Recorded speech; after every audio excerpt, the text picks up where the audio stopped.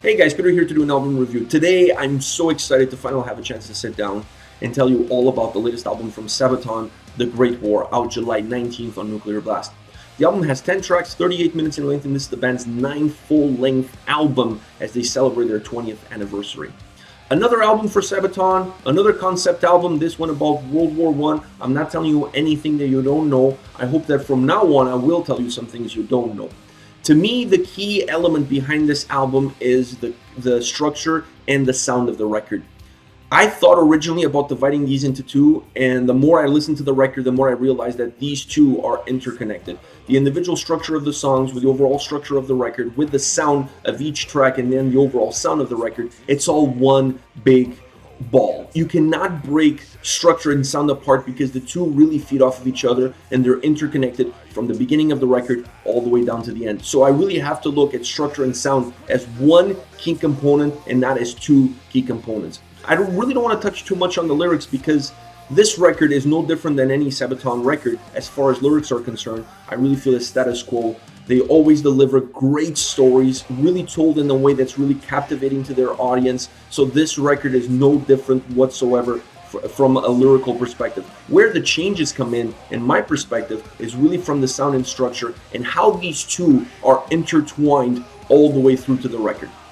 Now, the record starts off with The Future of Warfare. To me, this song fits two purposes. It's the first song of the record, so it really introduces you to the record. It gives you a little bit of a taste of what's to come, but it also works almost as an intro track that got extended into a full track. So I really like how this specific song feels, the vibe that it gives to the record, and the vibe that it gives to the listener to the first time that you listen to it, because to me it's a song that's very simple in its approach, but it works because it works as an extended intro track. So that's what you're going to get from that first song, and then the record is going to finish off with In Flanders Fields, which is performed by a choir. What an incredible outro. What a song to put on a record about World War I. What a way to end the record. Absolutely, exclamation mark, mic drop, walk away. Incredible way to finish off the record. I really like how they went with this song to finish off the record. It just really wraps up the whole album. So when you think about the first song, The Future of Warfare, and you think about In Flanders Fields coming in as the last song performed by a choir, it really wraps the whole album around. It just really is the two ends to a bookshelf. It just really puts everything into perspective with all the other stories in between it. Absolutely amazing structure, really well put together, and the more you think about how they structure it this way, the more you realize the amount of work that went in for them to really think about how they wanted to put this album together in order to tell stories, tell them properly, but at the same time really tip their hat to all of those that lost their lives in this war. So to me, the way that the whole album is structured, but specifically the way they close off the album with that In Flanders Fields, to me is nothing more than an homage to all the people who lost their lives in battle during World War I. I really like what they did. It's really touchy to have a song like that closing off the record. And to me, there was no better way to finish off an album that has this much emotional content than finishing it off in that perspective. I absolutely love it.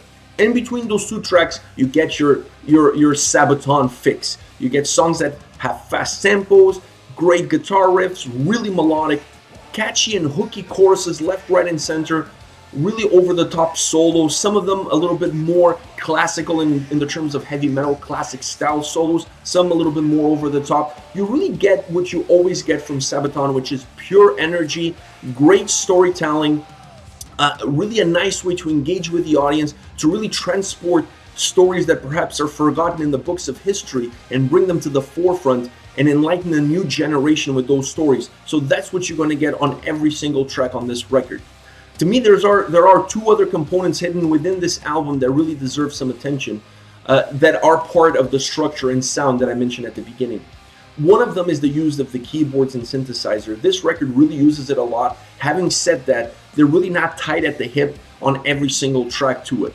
So they use it in certain tracks, in and out of the track. Some tracks they use it more, some tracks they use it less. but I like the fact that they used it in order to give a little bit of an atmosphere to the song, in order to enhance, not just enhance it with melody, because they could have done that with the guitars, but to me I really felt that the use of the synthesizer and keyboards was really there to really paint a better picture, to really give atmosphere to the record, to just really set the table and give the songs a little bit more thickness, a little bit more purpose. So from that perspective, I really like the use of the synthesizers and keyboards throughout this record. The other aspect is the choir. They used it a lot, specifically in choruses throughout the record. I feel for a record that really has the Great War as the backdrop, you need an album that is loud, that has volume, that has thickness.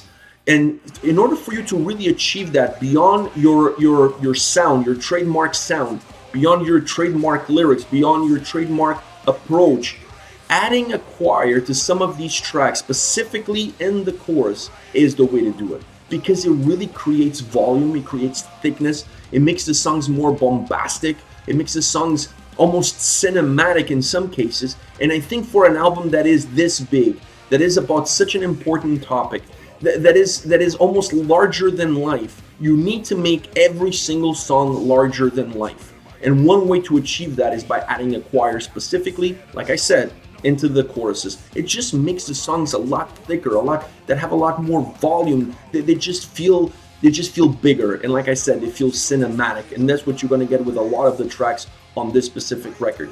Overall, this is one of Sabaton's stronger albums. From the overall structure, from the sound, what it delivers, how loud, how magnificent, how big this record is, definitely one of Sabaton's stronger albums ever.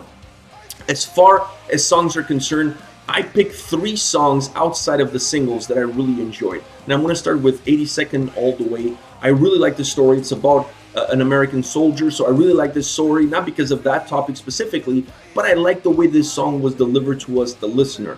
Great riff, great energy, a song that feels like it gains momentum all the way, building up all the way towards the chorus. It's almost like a song like you just feel like that chorus is coming because you feel the song brewing all the way towards it. The chorus is very dynamic. They added choir vocals that add a lot of volume to the chorus. It really gives the chorus a little bit more thickness. It has a really hooky and catchy chorus, as normal to Sabaton songs. This one is no different. And then following the second chorus, you get Joaquin's vocals push the song all the way to the solo. I really like that bridge. I love the fact of how they connected the ending of the chorus with Joaquin's vocals coming in and being the gap merger until you get to the solo. I really like that. It was a perfect way to really bridge that gap and then to finish off the song with the choruses. Really perfect way to wrap this song all around. I really like this track. It has such nice melodies to it. It's just really hooky and catchy. My favorite song on this record, outside perhaps of the singles that were released, is The Attack of the Dead Man. This song, I'm going to go on the record right now and I'm going to say that this is going to be one of Sabaton's classic tracks going forward. Absolutely incredible. It has a groovy keyboard synthesizer melody that's blended in with the guitar. So it's like, you really have a hard time differentiating between where the guitar melody goes and where the keyboard is, because the two are kind of blended together. And that gives the song such a great presence, such a great dynamic. I absolutely love it. While the verses has a very good tempo to it, has a very good dynamic to it, I really feel that this song is all about the pre-chorus and the chorus. That is the lifeline of the song. If there is one song that has a hooky and a catchy chorus, this one is it. It just has it in spades. I love how this chorus comes across, the pre-chorus and the chorus comes across. It just really adds a lot of volume. It really makes the song feel very robust, specifically with the chorus, specifically with the choir that they use for the chorus. Hooking almost drops out completely. All you hear is the choir and the chorus. Very different spin from the previous track, where they use the choir as layers to Joaquin's vocals, and this one they dropped them. It almost feels like he got dropped out almost completely, and they just use the choir to deliver you the chorus. How strong is that? I absolutely love that. It just added so much power to this song. It added so much power to the message and the story that they're telling you. After the solos, the guitar melody that plays through is the same melody that you get from the chorus, but now it's played just on the guitar. You don't get the synthesizer or keyboard at all. You just get the guitar to play that melody. I really like that. I really like that transition once again. It makes the track stand out. And then the final stretch where the chorus comes in again with the choir singing the chorus, but this time Joaquin comes over the top, singing the same lines over the choir, really make the song even more cinematic, even making the song, making the outro of the song almost feel like the intro to a song. Absolutely bombastic. I love everything about the structure of this track. I love everything about this song. One of my favorites. Like I said, I'm going to go on the record. This is going to be one of the greatest Sabaton songs ever as we push forward into future records. I just love everything surrounding this track. Last but not least, A Ghost in the Trenches. By the way, something I didn't mention, I highly recommend you guys listen to this album with quality headphones, not necessarily on speakers.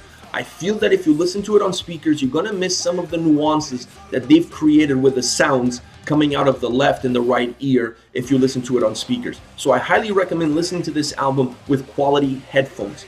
Having said that, going into this last track, A Ghost in the Trenches, this is one of those songs that if you listen to with quality headphones, you feel like certain parts, the chorus, is echoing from one ear to the other. It starts in one and it finishes in the other. Absolutely incredible, because if you think about the story behind this specific song, about how he moved in the trenches almost like a ghost, going from trench to trench, killing people and stuff. It's absolutely surviving all the way to the end of the war. So this is a song that in its music represents the story that it's telling you in its lyrics.